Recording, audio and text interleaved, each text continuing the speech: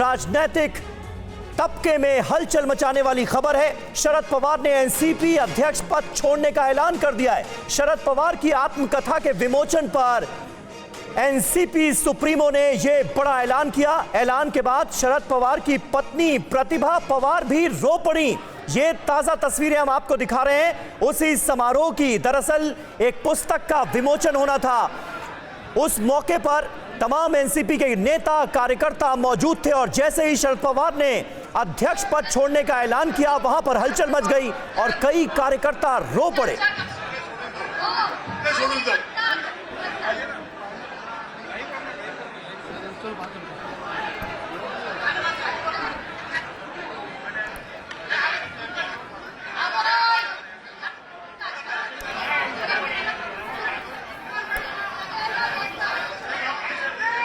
साहेब हा निर्णय मागा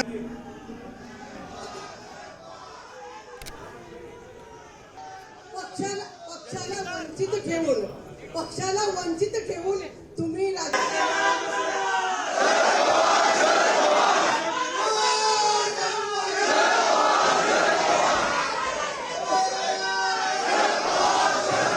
साहेब हा निर्णय मागा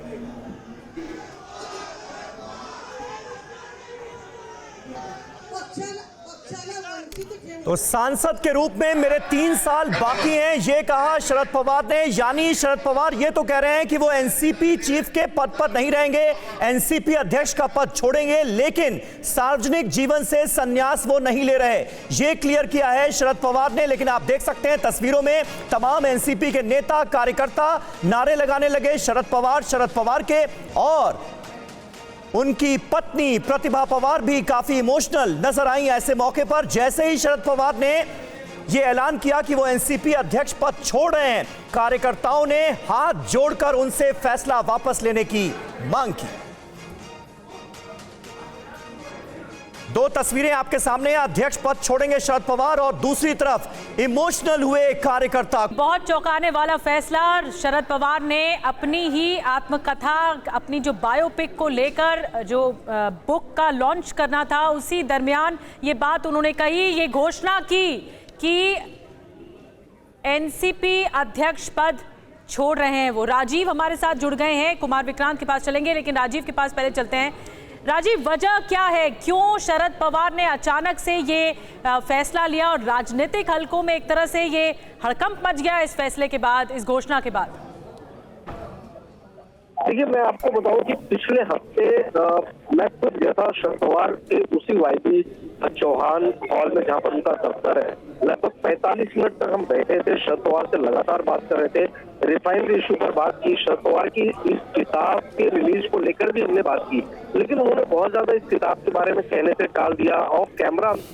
ठीक है, शरद पवार का कहना है कि एनसीपी अध्यक्ष पद वो छोड़ रहे हैं। अध्यक्ष पद से रिटायर होने का फैसला ये शरद पवार की तरफ से कहा जा रहा है, लेकिन सार्वजनिक जीवन में वो लगातार बने रहेंगे।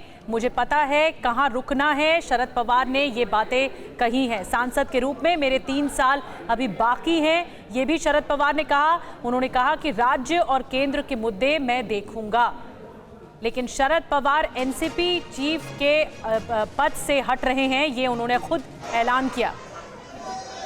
संन्यास सार्वजनिक जीवन से नहीं है, लेकिन इसी घोषणा के साथ कार्यकर्ता और जो वहां पर समर्थक हैं एनसीपी के, वो भावुक हो गए और जो उनकी पत्नी है वो भी रो पड़ी। तो दरअसल शरद पवार ने इसका इशारा 4 दिन पहले ही दे दिया था, जब उन्होंने कहा था कि अब रोटी पलटने का वक्त आ गया है। और उन्होंने कहा था कि किसी ने मुझसे कहा है कि रोटी को सही वक्त पर ना पलटा जाए तो वो जल जाती है और कड़वी हो जाती है। उसी से ये अंदाजा लग गया था कि हो सकता है आने वाले समय में शरद पवार कोई बड़ा फैसला करें। और अजित पवार ने उस वक्त कहा था कि ये एनसीपी की परंपरा है कि नए लोगों को सामने लाना।